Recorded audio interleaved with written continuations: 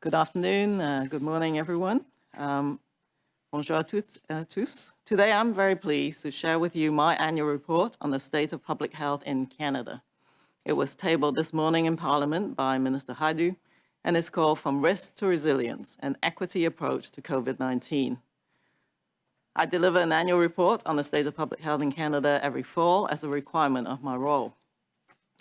At every press conference, I report on the latest COVID-19 cases so Canadians can better understand the scale and trajectory of the pandemic in our country. While statistics are important, we must not forget that behind each number is a person. That person may be an elder and have health conditions and living in a long-term care home, or is someone struggling to make ends meet, or is someone living with homelessness. Others have lost their jobs or are on the front lines, putting them at direct risk of infection. These are people that have been disproportionately impacted by this pandemic, and through my annual report, I'm shedding a light on the inequities too many people have and continue to face. The impacts of COVID-19 in this country have been worsened by systems that stigmatize populations through racism, ageism, sexism, and others who have been marginalized through structural or social factors such as homelessness. Reports from around the world show there is a real difference in who gets COVID-19 and how severe their illness is. These differences are not random, but fall along the lines of populations that have historically experienced health and social inequities. The fact is that the impact of COVID-19 is influenced by factors such as income, the type of work we do, how many people we live with, and if we depend on someone else for our day-to-day living. The impacts have been worse for some groups, such as seniors, workers who provide essential services, such as those in healthcare or agriculture, racialized populations, people living with disabilities, and women. The virus didn't create new inequities in our society, it exposed them and underscored the impact of our social policies on our health status. Another major consequence of the pandemic is the opioid crisis, with overdoses and deaths again on the rise. There are indications that the street drug supply of opioids has grown more unpredictable and toxic due to the pre-pandemic supply chains being disrupted by travel restrictions and border measures. These findings are more than just uncomfortable facts about our country during this pandemic. They are the lived realities of countless Canadians. In conclusion, I want to say that we have seen tremendous commitment and leadership across Canadian society, from governments, businesses, and civil society. Going forward, we need to focus on three key areas. We need to sustain the collaborative leadership that has been tremendous during the response to ensure that health, social, and economic sectors work together to protect Canadians from pandemics and reduce inequities. We need to continue to build social cohesion. Public health leaders, policymakers, and media need to demonstrate that we're all willing to work together to share information, stories of success, and collaboration towards the goal of getting through this crisis. Only then will Canadians be able to trust credible information and make the daily choices necessary to prevent transmission and protect those at higher risk. Lastly, we need to strengthen the capacity of the public health system so that it can surge during emergencies, partner with other sectors, and leverage the science from academics and universities while maintaining critical work like reducing opioid-related deaths. By working together to address the inequities that underpin our society, we'll move from risk to resilience and build a better, healthier society for all Canadians, now and beyond COVID-19. My bottom line is, no one is protected until everyone is protected. Thank you. Bonjour à tous et à toutes. Aujourd'hui, Good afternoon. Today, Dr. Tam is pleased to share with you her annual report on the state of public health in Canada. The report was tabled this morning in the House of Commons by Minister Hajdu. It is called From Risk to Resilience, an Equity Approach to COVID-19. Every fall, the CPHO delivers an annual report on the state of public health in Canada That is one of her duties as CPHO. At every press conference, we report on the latest COVID-19 cases so Canadians can better understand the scale and trajectory of the pandemic in our country. While statistics are important, we must not forget that behind each number is a person. That person may be a senior who has health conditions and lives in a long-term care home. That person may be a Canadian struggling to make ends meet or someone living with homelessness. Others have lost their jobs or are working on the front lines. Working on the front lines puts people at direct risk of infection. These are people who have been disproportionately impacted by this pandemic. Through the annual report, we are shedding a light on the inequities too many people have and continue to face. The impacts of COVID-19 in Canada have been worsened by systems that stigmatize populations through racism, ageism, sexism, and other structural or social factors leading to marginalization, such as homelessness. Reports from around the world show that there is a real difference in who gets COVID-19 and in how severe their illness is. These differences are not random. They fall along the lines of populations which historically have experienced health and social inequities. The fact is that the impact of COVID-19 is influenced by factors such as income, the type of work we do, how many people we live with, and whether we depend on someone else for our day-to-day living.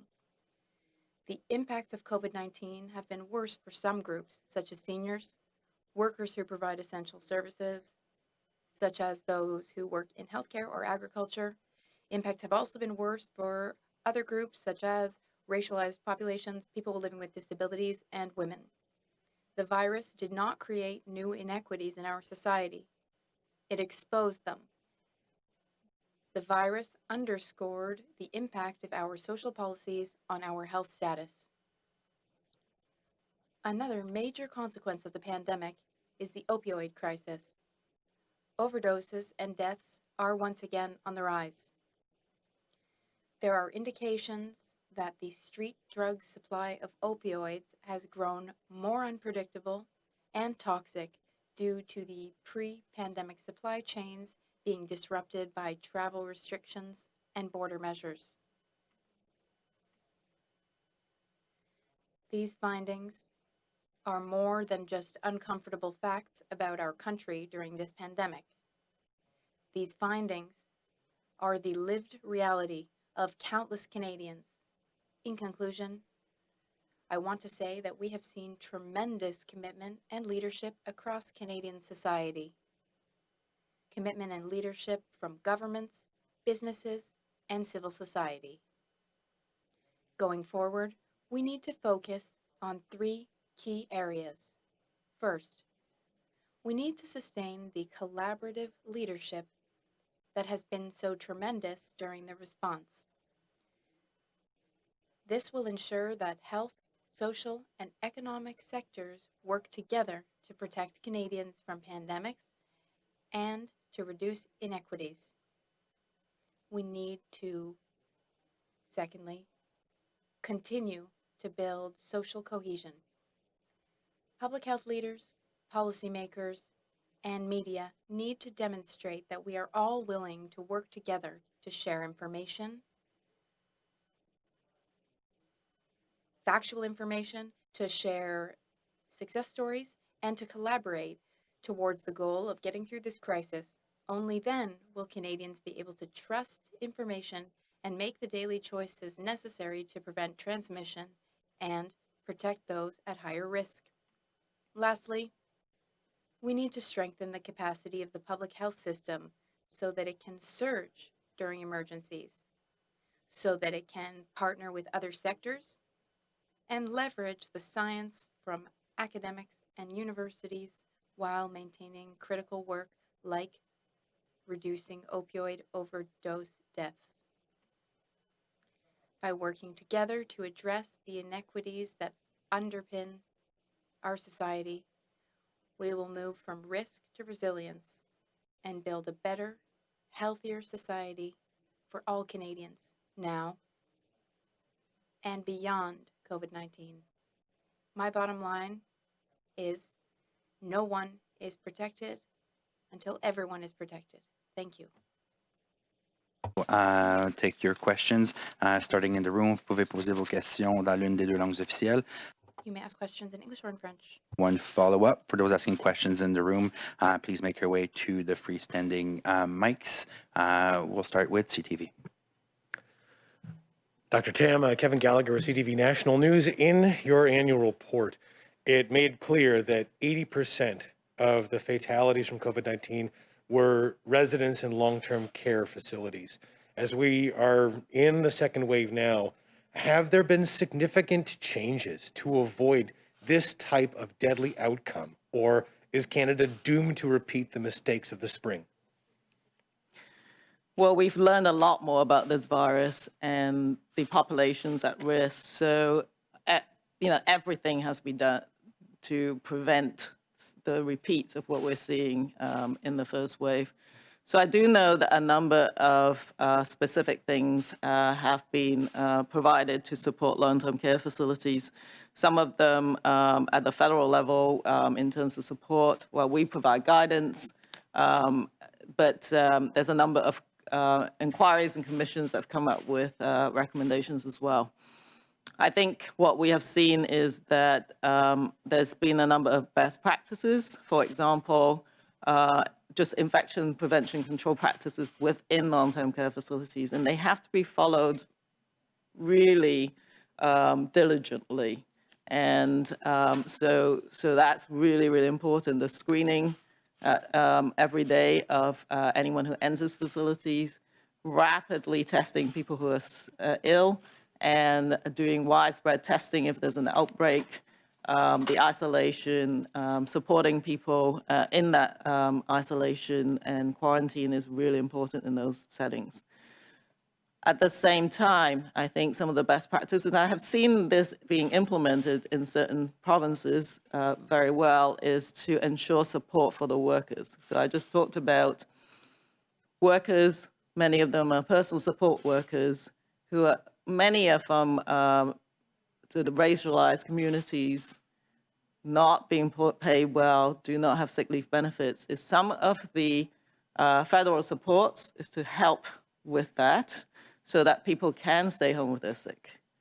And also that support workers so that their wage is equalized, if you like, between the public and private sectors. That has worked in then keeping workers as much as possible to a single institution. So that's really important to do. And so that you don't necessarily transmit between different facilities. And so I think it should be a very, very comprehensive approach. We've also provided surge capacities, whether it be testing, contact tracing, but also the Canadian Red Cross, providing some of the supports where human resource capacity is an issue. So I do, I am wanting to be optimistic that we can not repeat what we're seeing in the first wave. However, if you look at the statistics right now in this second resurgence, we are seeing that while cases are mostly still the highest rates in the younger adults, it's beginning to penetrate into the older age groups. We have had quite a number of reports of cases in long-term care facilities. One encouraging sign is that for the most part, those have been smaller outbreaks. So it tells me that people might be detecting them faster and then containing them. But there are a number of long-term care facilities where they've had more than one outbreak now. And those are the sort of targeted approach. We need to spot who they are and sort of go in and say, what more help do you need? Because clearly there are still missing factors that are not being addressed. So I do think that we have every opportunity to prevent what we saw in the first wave, but that we need to really target areas that are still not quite there yet. You mentioned in the report, of course, addressing the systemic inequalities that in many ways are the root causes of some of these less than ideal healthcare outcomes. And it does seem like it's more than just the COVID-19 pandemic when you're talking about. Have you seen any evidence that levels of government are truly addressing these systemic root causes to the inequalities that are currently plaguing the healthcare outcomes that you want to see for Canadians? Yes, and I think, as I said, COVID-19 has shone a real spotlight on the inequalities in health and in systemic gaps resulting in inequities. I do see COVID-19 as a catalyst for collaboration between health, social, and economic sectors. And I have observed that at the federal level, but also from local level and provincial levels. So as an example, of course, at the federal level, which is where I do a lot of the work, is that different departments have, as I said, put together some of those policies that are so vital. I believe yesterday there was more announcements on supporting housing. Housing, in public health terms, is an absolutely really important determinant of health. If you put a roof over someone's heads, they're likely to thrive much better and address some of the underlying health conditions compared to those who do not have a roof over their heads. I have seen, of course, as I've just said, some of the supports for low-income earners who have precarious work. So those who are in precarious work conditions will do less well under any health crisis. So I have seen some of that as well. Support for violence against women, support for shelters, support for food security, support for childcare and education. So these are really important developments, as well as governance tables that engender this intersectoral collaboration. What I'm really, really keen to see is that this continues, because a crisis helps us sort of understand and make it really real what's happening. We understand that as the individuals, often racialized, as I said, often women working in precarious work conditions, who may be single parents, are trying to essentially look after our elderly and our most vulnerable populations. So the question really in this report is calling for this to be a more sustained approach. So why can't we have those governance structures beyond the crisis and into recovery? And why can't we have these intersectoral collaborations, which much of it happens at the local level, continue, and that different governments support that kind of collaboration? So that's what I would champion and will continue to support. I'd like to just, there's a quote that I really love from Dr. Naomi Lightman, who's a social scientist, who said that the most vulnerable workers provide the most essential services to the most vulnerable clients under the worst working conditions. So that's the kind of, it's blatantly obvious. And that I trust that everybody wants to reverse those kind of trends. And one of the key aspects of collaboration is actually on data. So I pointed out the fact that you need to have health, social, and economic data come together so that we can shine a light on what is working, what is not working, which area of Toronto has most impacted, so that we can direct resources and affect action. And so I was very pleased to see the Statistics Canada did publish some of the key data now showing the differential, disproportionate impact on areas of the country, neighborhoods with a higher proportion of visible minorities who are doing those kind of essential work. So I would say that we just got to keep at it. And one other thing that I pointed out is that when we do pandemic planning, going forwards. It can't just be health and public health trying to make it known that all other departments and different sectors and different aspects of societies need to be part of the response. We need to sort of build it in explicitly so that, future pandemics and health crises have those other supports come into play immediately. Maybe I'll stop there. Thank you, Doctor. Next question, CB. Good morning. This is Mal Hamidi from the Canadian Press. I want to ask you about COVID cases and deaths in Quebec. Now, we have different numbers from in different provinces, but numbers in Quebec seems to be always higher than other provinces. Why is that? Why do we have higher COVID and deaths, COVID cases and deaths in Quebec than other provinces? Is there anything special about Quebec? Certainly the province of Quebec and its local municipalities, I think, will have a much more in-depth understanding of their different situations. But I do know that Quebec, of course, is one of the biggest provinces. It was one of the most impacted during the first wave. It had one of the highest impacts in terms of long-term care as well. But I do think that, like the rest of the country, I think one aspect of my report is talking about social cohesion. We need to make sure the population is continuing to observe public health measures. That's really important. One thing that I think, and again, it's more within the local jurisdiction to look at, is that I think, as Dr. New may have pointed out yesterday, that once community transmission gets to a certain point, is that we need to be really careful about your public health system being able to keep up. So there may be specific aspects of that. So getting your lab testing done, getting your contact tracing, as well as isolation and quarantine are fundamental. So that may be playing into that as well. And there are some long-term care facility outbreaks and seniors now being impacted. So that needs to be watched really carefully. But I suggest it's probably multifactorial.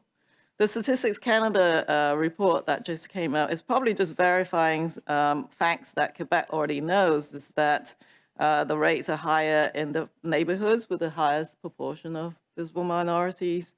Montreal has neighborhoods, particularly in Black communities. So under those circumstances, doubling efforts to focus on providing support, whether it's lab testing or anything else, in those communities, I think would be extremely important. Thank you. Follow-up? Another question.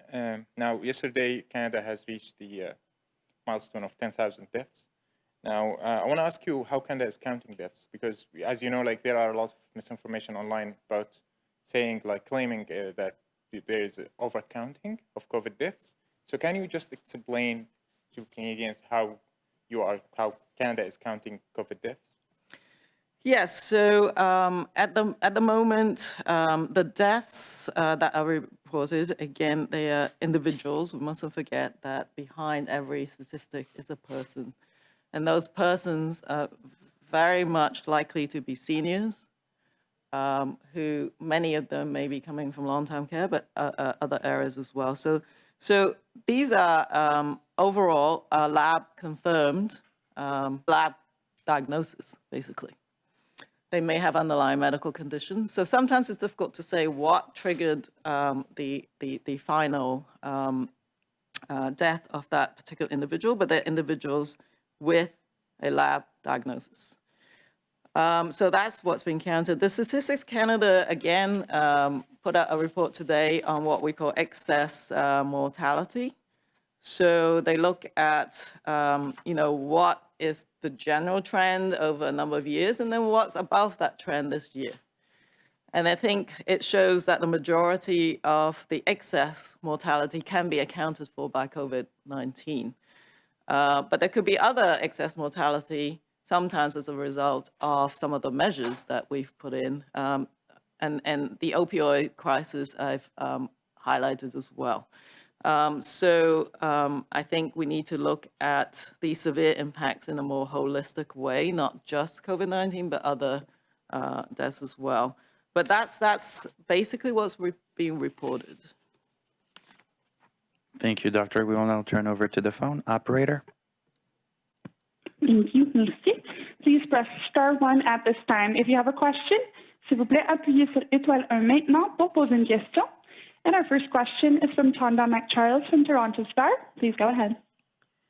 Hi, Dr. Tam. One of your other recommendations in that report or findings is that public health capacity has to increase. And so I'd like to hear you speak about exactly where you see the biggest need right now. Is it at a federal or provincial level?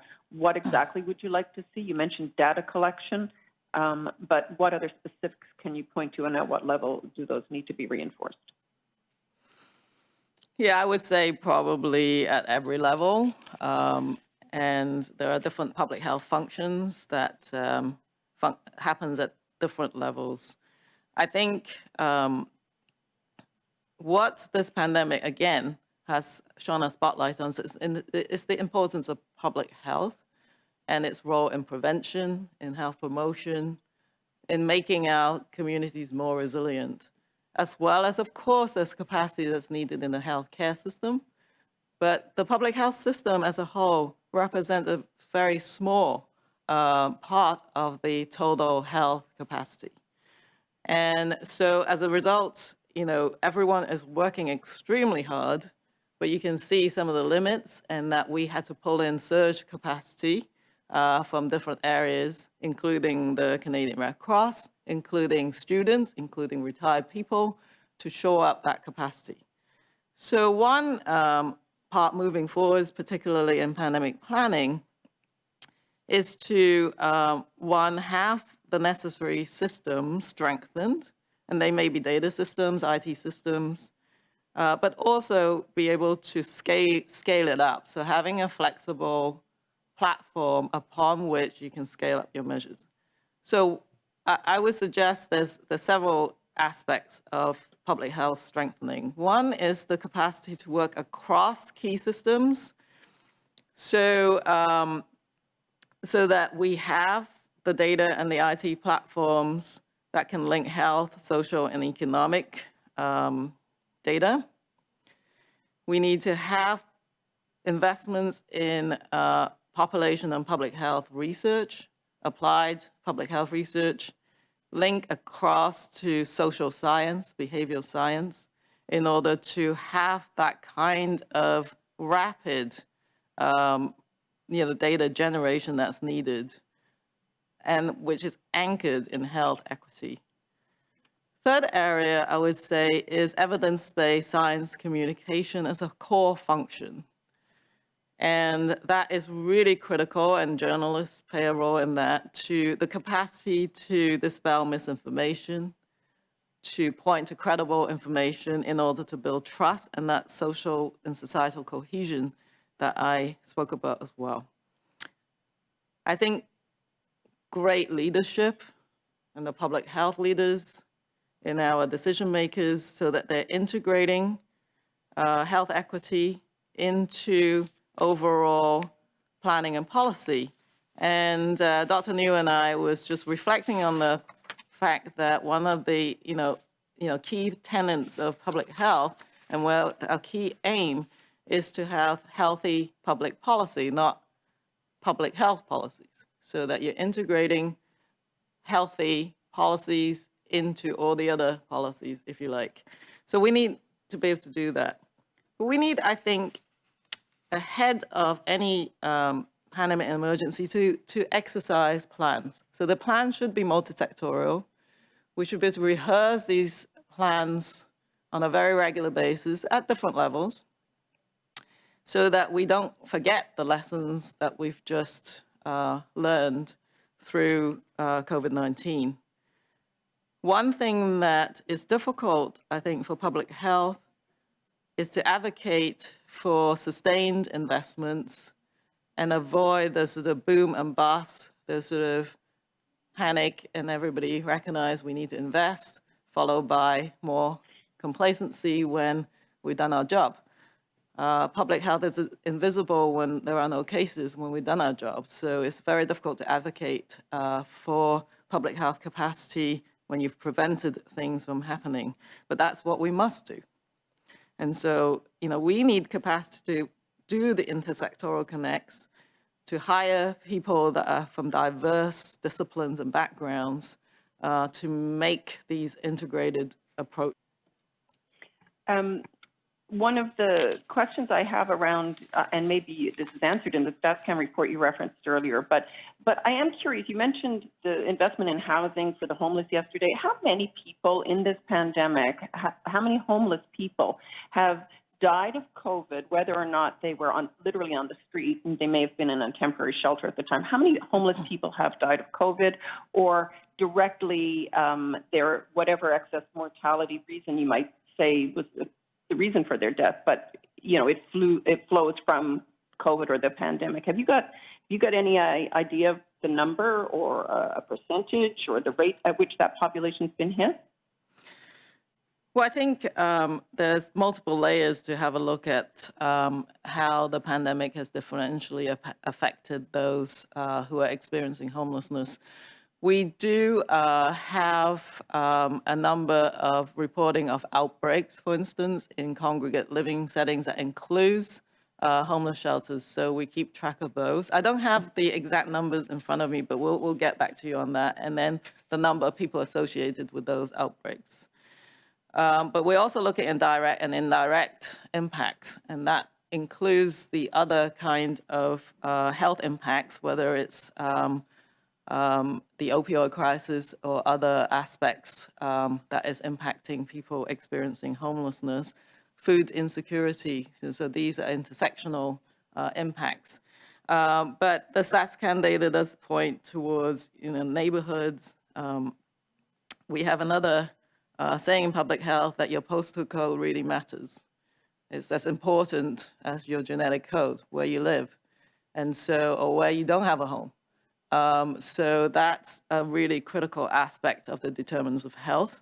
But one thing that I have to say is that given some of the investments, I know that at the municipal level and with federal support, people have been able to book hotels, to increase physical distancing, to have isolation accommodation for persons experiencing homelessness. That's a temporary measure. So what we are suggesting, and with further investment, is rapid housing, like I think some of the announcements. And so I do see COVID-19 as a catalyst for that kind of action, and that I really will continue to champion for sustained action in that area. Thank you, Doctor. Opérateur, prochaine question. Operator, next question. Thank you. Dr. Tam, I'd like to go back to the issue of, the social determinants, and you referred to cross-sectoral leadership tables that have been going on, kind of this cross-department working together. My first question is around whether the Public Health Agency has been involved in those leadership tables, and just going forward, sorry, I'm hearing a bit of an echo. Going forward, could you anticipate PHAC having a greater role? Thank you very much for that question. So I think there's different aspects of this. One is that I'm really pleased through this pandemic that I've been introduced to a whole range of deputy ministers' tables at the federal level. So deputy ministers involved in social policies, well-being, and so I would look forward. The Public Health Agency and Health Canada do participate in those. Reach over and ensure that I get the opportunity to speak to deputy ministers in a diverse way. I've already done that, actually. The report was tabled today, but I already got my phone calls in to speak to interdepartmental deputies.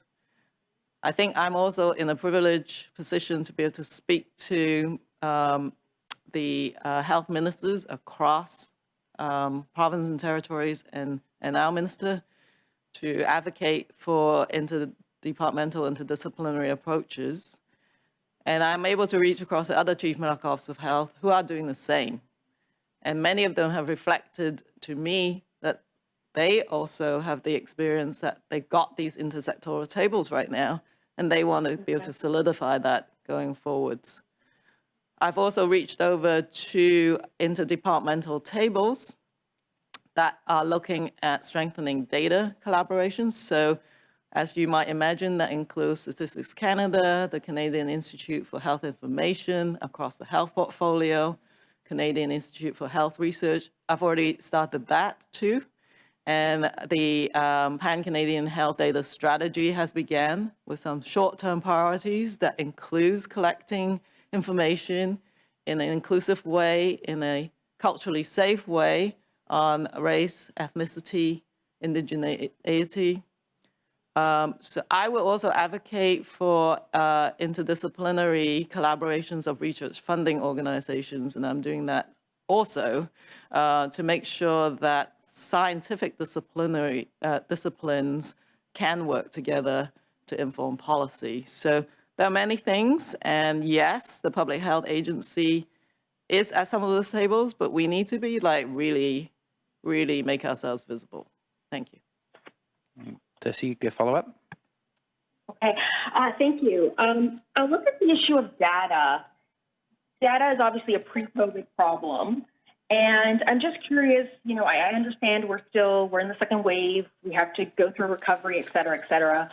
But could you anticipate kind of doing, I don't know, like a national project on how do we get data more consistent across the country so that you don't have all these different forms of data coming into public health or other federal departments when it's needed? Because that was, I believe that's always been an issue, which is that the information systems across the country are very different one from another.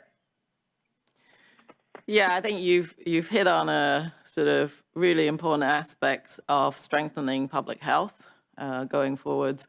So we are, as I've just said, working on a Pan-Canadian National health data, big piece of work. And the federal government did provide some funding because I think that's important. We can't sort of get data out of a system if there's no resources behind it. So I think that over $4 billion worth of support that includes data, lab testing, and contact tracing, which all has to come together from a data perspective. We've been doing a lot of work, of course, in data standards and norms, and that has to continue. But of course, we have to depend on our federal, provincial, territorial colleagues to agree to those standards. So as the sort of most immediate term, we've agreed on a new core national data set. As I said, that does include some of the key pieces of data that is involves race, ethnicity, but also things like, really important things like occupation. Because we want to understand more about, and that we've just started as well. But what you said is very important, and I can't stress enough the ability to standardize information, and that's just part of the path going forwards. Also have that data entered in the most efficient way so that, people along the continuum of the data entry to data analytics isn't having to do that kind of thing multiple times. So I think it is a constant bit of work, I have to say, but you have to do that so that when the next health crisis comes together, we are best supported. I'll just reflect maybe a little bit even on data related to mortality. I think we've got a question there. I had to work really hard during the opioid crisis to bring together the coroners and medical examiners of provinces and territories who've never done surveillance, never reported through that system. Their role is to do a really, really thorough job in determining the cause of death under certain circumstances. And they've been brought on board, and they have also helped in this crisis as well. So those sort of investments in systems and networks will pay dividend, will help, at least, for us to help get that common goal.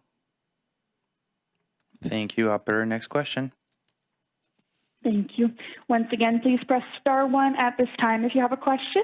De nouveau, n'hésitez pas à appuyer sur étoile 1 maintenant pour poser une question. And we do have a question from Grant Robertson from Globe and Mail. Please go ahead. Hi, Dr. Tam. You mentioned the boom and bust nature of public health in the past and the risk of complacency between crises. I guess I have a two-part question. When you talk about that, is it primarily a funding issue, or is it an issue of maybe the country taking our eye off the ball in between crises? And secondly, for things like funding and pandemic prep that we've heard so much about, has the Public Health Agency had the ear of government enough in the past, and do you think it will now going forward?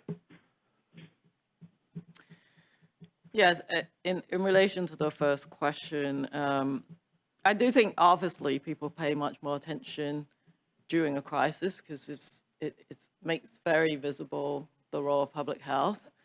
And as I said, when you prevent things from happening, and preparedness gets less attention and can sometimes be forgotten over time. But I do think that the fundamental principle in the end is about building resilience in our population. And that in order to do that, it's not just about public health, it's about other sectors. Building community resilience is about communities and their leadership being empowered in different ways to do that. So I do think that it's not just a public health investment, but if we can make the case, I always say I like to help other people spend their money, and that's because, you know, if I can advocate for other departments to use their resources to help build community resilience, to reduce inequities, that will absolutely put us in a better position for the next pandemic. So I think we have to tackle the sort of investment issue in different ways. And you know, the economic case is just so evident that that clearly isn't enough to say, an ounce of prevention and the fact that $1 spent in public health care. But I do think as society as a whole, we need to think about prevention more. We build it into our daily lives and daily habits. So a lot of what public health do is to do that.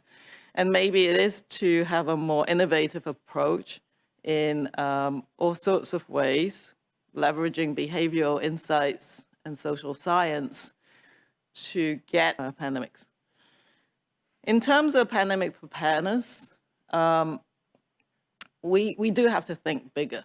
So this is sort of partly my message, is that it cannot be public health and the health sector planning and then hoping other people will listen and know that they play a role.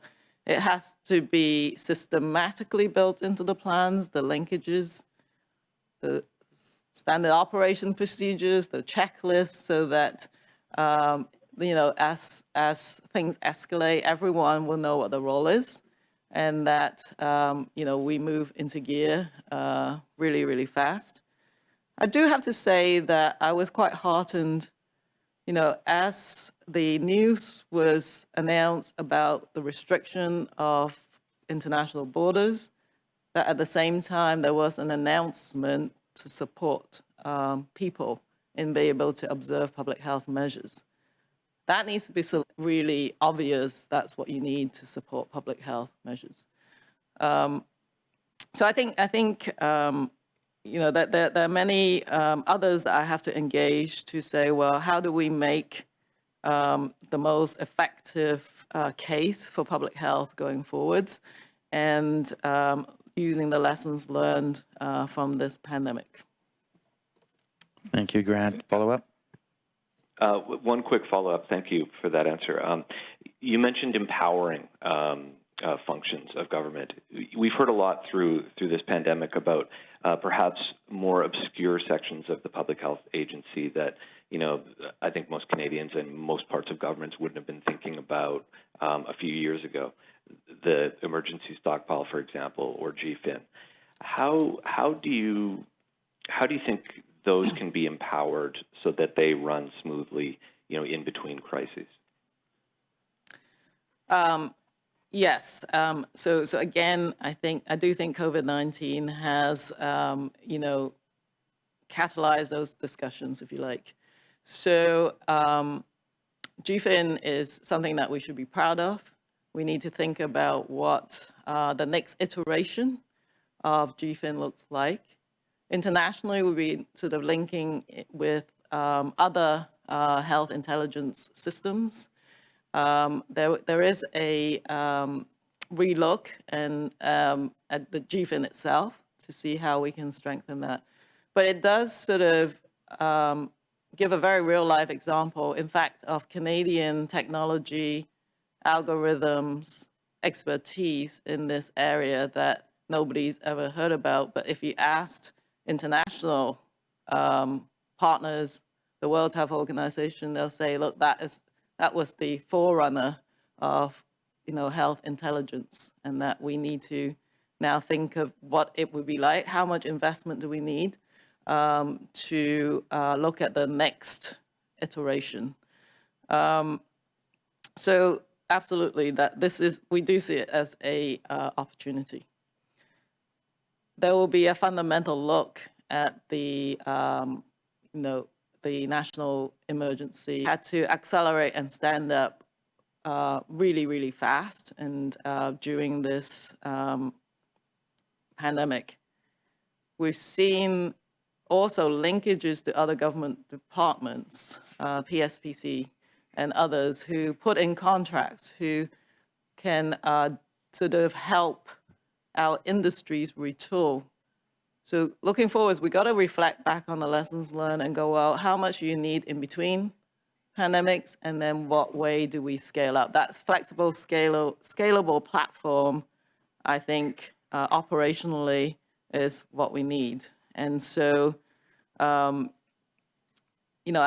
do think, as I say, going forwards for the Public Health Agency itself, we need to continue to remember this moment in history and why we need those capacities. Thank you, Doctor. Operator, next question. There are no further questions registered at this time. Il n'y a plus de questions pour le moment. Merci beaucoup. C'est ce qui met fin à notre conférence de presse. Thank you. That concludes today's press conference. Thank you. Thank you. Merci. The conference has now ended. Please disconnect your lines.